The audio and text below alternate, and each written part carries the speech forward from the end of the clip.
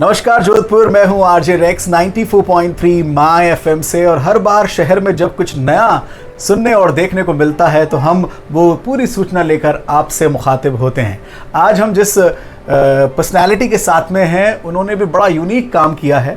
इनका नाम है जिशान अली और आपने 9000 कॉमिक्स जो आपने बचपन में ज़रूर पढ़ी होंगी, चाचा चौधरी की हो, बिल्लू की हो, नागराज की हो और भी कई सारे कैरेक्टर्स की कॉमिक्स पढ़ना आपको ज़रूर याद होगा। और अगर आप अपने बचपन की यादों में कहीं ना कहीं जाएंगे तो आपको भी वो सारे डायलॉग्स याद आएंगे जो ये कॉमिक्स के पात्र हमें बताते थे और हमारे एंटरटेनमेंट का सबसे बड़ा यूनिक सोर्स हुआ करता था। तो वही जो शख्सियत हैं जिन्होंने 9000 कॉमिक्स का कलेक्शन करके एक रिकॉर्ड बनाया और इसकी जानकारी हमें दैनिक भास्कर में पढ़ने को जैसे ही मिली तो हम सीधे जिशान के पास आ चुके हैं। तो जिशान, बहुत बहुत शुक्रिया हमें समय देने के लिए।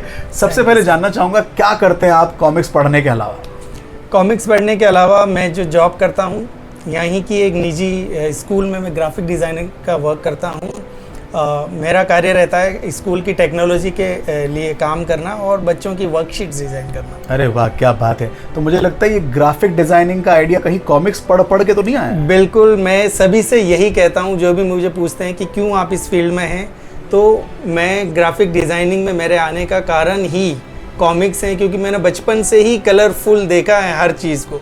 मैंने सॉफ्टवेयर डेवलपमेंट भी सीखना चाहा था पर उसमें कोडिंग नंबरिंग जो है उसमें मुझे कभी इतना इंटरेस्ट नहीं हुआ जितना मुझे ग्राफिक डिज़ाइनिंग में हुआ। That's great. और इसीलिए कहते हैं कि जो आपका पैशन है, जो आपकी हॉबीज़ हैं, अगर उन्हें आप समय देते हैं तो कहीं ना कहीं जीवन में आपको एक अच्छा मार्गदर्शन भी मिलता है, जैसे कि जिशान को मिला उनकी ज़िंदगी में ग्राफिक डिज़ाइनर बन के। अच्छा, मैं जानना चाहूँगा ये जो कॉमिक्स का कलेक्शन है ये किस उम्र में शुरुआत हुई? कोई कहानी है इसके पीछे?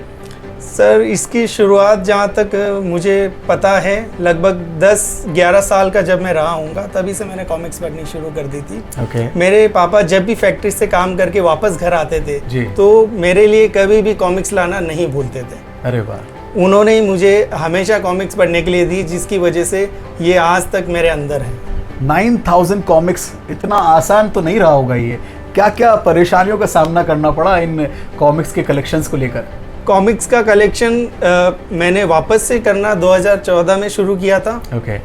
उस वक्त मैंने जब कलेक्शन शुरू किया था तो किसी भी स्टेशनरी की शॉप पे जाके ये पूछना कि क्या आपके पास कॉमिक्स है, वही मुझे थोड़ा सा अटपटा लगता था, क्योंकि सबको लगता है अभी भी कि कॉमिक्स सिर्फ बच्चों की चीज़ है, जबकि कॉमिक्स बच्चों के लिए नहीं है, सिर्फ बच्चों के लिए नहीं है। हाँ, सब पढ़ सकते हैं कॉमिक्स। और आप जैसे हमारे पीछे देख रहे होंगे ये इतना सारा अद्भुत कलेक्शन जो है ये उन 9000 में से कुछ अंश है। बाकी अंश भी हम आपको दिखाएंगे कि किस तरह इन्होंने 9000 का आंकड़ा जो है वो पार किया है। यहाँ मैं देख रहा हूँ इस तरफ आपने सिर्फ राज कॉमिक्स का कलेक्शन किया हुआ है, ऐसा कुछ विशेष? बचपन में जो मैंने सबसे ज़्यादा कॉमिक्स किसी कंपनी की या किन्हीं कैरेक्टर्स की पढ़ी है तो वो राज कॉमिक्स ही है। Okay. तो मेरे लिए कॉमिक्स में फर्स्ट प्रायोरिटी हमेशा से राज कॉमिक्स रही है। और तो आपका फेवरेट कैरेक्टर भी कैरेक्टर नागराज और ध्रुव दोनों है सर। मैं हमारे व्यूवर्स को दिखाना चाहूँगा कि ये जो कॉमिक्स है उसकी पैकिंग तक इतनी सुंदर तरीके से इन्होंने मेंटेन की है कि कहीं से भी लगता नहीं है कि ये पुरानी हो चुकी है। आप देख सकते हैं बहुत ही सुंदर तरीके से इन्होंने उसका पूरा ख्याल रखा है। ये चीज़ तब हो पाती है जब आप अपने उस पैशन या हॉबी के साथ दिल से जुड़ जाते हैं। आपके लिए वो आपका एक आत्मा का हिस्सा बन जाती है।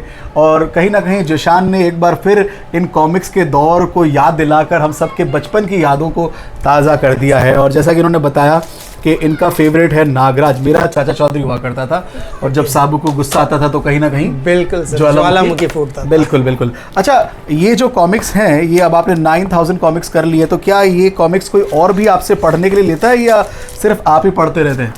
अभी तो सर मैं ही पढ़ रहा हूँ और एक मेरा भांजा है जो जब भी नागौर से आता है उसको डायमंड कॉमिक्स ही पसंद है। वो उसने मेरे घर में जितनी भी चाचा चौधरी, बिल्लू और पिंकी के कॉमिक्स है वो सभी पढ़ चुका है। अरे वाह। आज भी आप कभी जाते बुक स्टॉल पर तो वो कॉमिक्स ढूंढने की ललक है? बिल्कुल, अभी भी मैं किसी भी शहर में जाता हूँ अगर मुझे थोड़ा भी समय मिलता है तो मेरी फर्स्ट प्रायोरिटी होती है कि मैं कॉमिक्स सर्च करूँ।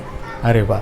आपको क्या लगता है क्यों कॉमिक्स का वो कल्चर चला गया आज के हमारे यूथ में या हमारे बच्चों में?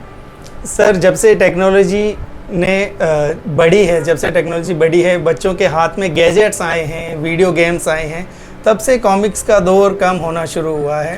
पर पिछले साल लॉकडाउन से वापस इस कॉमिक्स ने गति पकड़ी है। जो पब्लिशर्स हैं, इनके कॉमिक्स के पुराने जिन्होंने कॉमिक्स छापी थी, वो नई साज सज्जा के साथ वापस से रीप्रिंट्स कर रहे हैं सारी कॉमिक्स।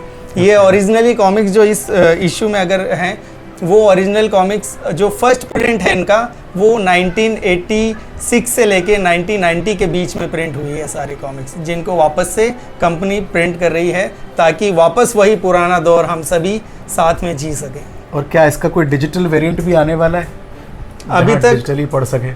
अभी तक राज कॉमिक्स ने कुछ साल पहले एक ऐप राज कॉमिक्स की निकाली थी, जिस पे आप परचेज करके कॉमिक्स पढ़ सकते हैं, पर आई थिंक वो ज़्यादा सक्सेसफुल नहीं रही, क्योंकि कॉमिक्स को अगर पढ़ने का फील लेना है, कहानी को आपको जीना है, तो अगर जब तक वो आपके हाथ में नहीं होगी तब तक आपको वो मज़ा नहीं आएगा। ये बात तो बिल्कुल सही है। कहीं ना कहीं वो जो खुद हाथ में उस किताब को लेकर पढ़ने का जो क्रेज़ है, और जहाँ पर कहानी रुकती है वहाँ पन्ना मोड़कर एक वो बुक मार्क लगाने का जो मज़ा है, वो डिजिटल में नहीं आता है। पर निश्चित रूप से बचपन की यादों के साथ कॉमिक्स हमारे जीवन का एक बहुत अहम हिस्सा रहा है, और हम एक बार पुनः आपको दिल से शुक्रिया अदा करना चाहेंगे कि आपने 9000 कॉमिक्स का बहुत ही सुंदर कलेक्शन अपने घर में संजोया हुआ है।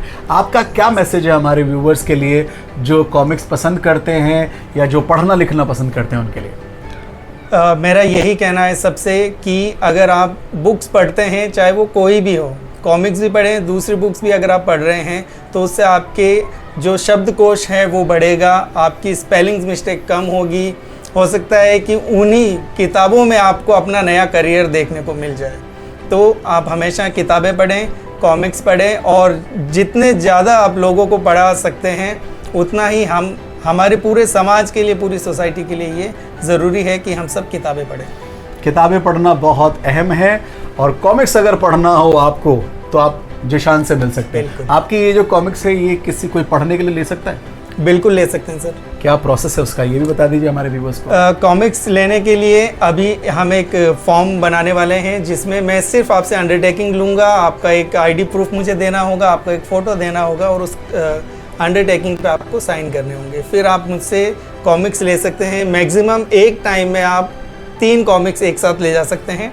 फिर आप वो मुझे वापस जमा कराएं और आप दूसरी कॉमिक्स ले सकते हैं। इस तरीके से मैं ज़्यादा से ज़्यादा लोगों को कॉमिक्स दे पाऊँगा। तो अगर आप भी कॉमिक्स पढ़ना पसंद करते हैं तो आप जिशान से बहुत प्यारी कॉमिक्स जो हैं, जो आपकी फेवरेट हो, वो ले सकते हैं, क्योंकि 9000 कॉमिक्स का कलेक्शन है। अच्छा, घर वाले डांटते नहीं है कि क्या यार इतनी सारी कॉमिक्स लेके बैठा है?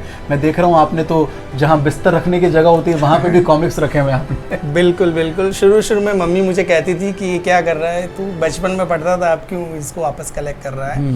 पर अब उनको भी पता चल चुका है कि कॉमिक्स मेरी ज़िंदगी का एक अहम हिस्सा है जो हमेशा मेरे साथ रहेगा, इसलिए अब वो भी कुछ नहीं कहेगा। क्या बात, बहुत ही खूबसूरत बात कही है कि कॉमिक्स मेरी ज़िंदगी का हिस्सा है और ये हमेशा मेरे साथ रहेंगी।